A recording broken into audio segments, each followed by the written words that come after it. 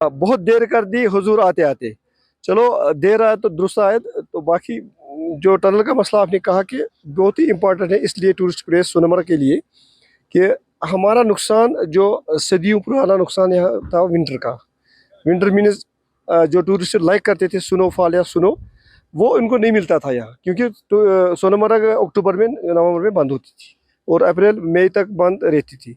तो जो असली लुत्फ़ अंदोज़ हो रहे थे टूरिस्ट गुलमर्ग में या पहलगाम में स्नो में, वो यहाँ नहीं होती थी।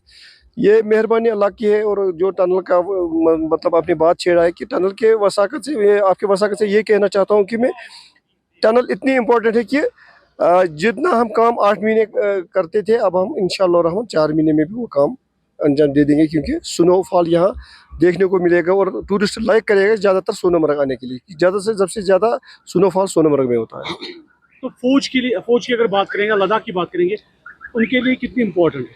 उनके लिए तो हमारे से ज़्यादा इम्पोर्टेंट। देखिए देश के जो यहाँ भी आप जाओ या देखो वर्ल्ड में, तो ज़्यादातर ऐसे जो टनलें हैं वो फ़ौज के लिए ज़्यादातर महफूज होते हैं और काम के लिए, फ़ौज के काम के लिए ज़्यादातर बेटर होती है। देखिए हमारे लिए तो बहुत फ़ायदा है। विंटर के लिए हम गरीब लोगों के लिए बहुत फ़ायदा है। तो यहाँ तो 13 तारीख का यहाँ इनाग्रेशन हो रही है पीएम साहब से और हमारे सीएम साहब से। तो ये इनके लिए पहले तो जो इस वक्त मौजूदा सरकार है इनके लिए भी मुबारक है और हम गरीब लोगों के लिए भी मुबारक है, क्योंकि यहाँ तो विंटर में यहाँ तो कोई नहीं जा पाता था, यहाँ पे कोई नहीं।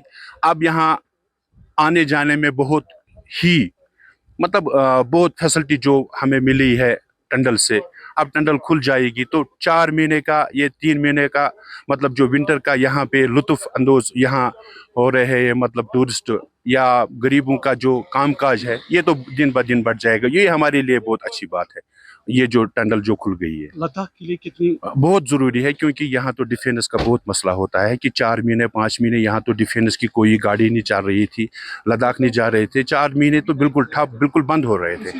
अब ये उनके लिए भी अच्छा है कि मतलब जो फौज है वो आएगा भी और जाएगा भी ठीक से, आराम से। और इससे मतलब जो जोजिला टनल अब इसके बाद खुलने वाली है, उससे बहुत फ़ायदा भी मिलेगा द्रास वालों के लिए, करगिल वालों के लिए और लद्दाख वालों के लिए भी, मतलब बहुत फ़ायदेमंद है।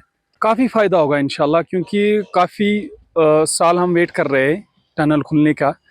क्योंकि यहाँ पर 6 महीने कमाई होता था, 6 महीने यहाँ पर रोड बंद होने के कारण टूरिस्ट श्रीनगर से ही वापस जा रहा था। कुछ फेमस प्लेस जैसे गुलमर्ग जाते थे, तो सोनमर्ग ऑलरेडी फेमस है, लेकिन 6 महीने बंद रहने के कारण यहाँ पर टूरिस्ट नहीं आ सकता था।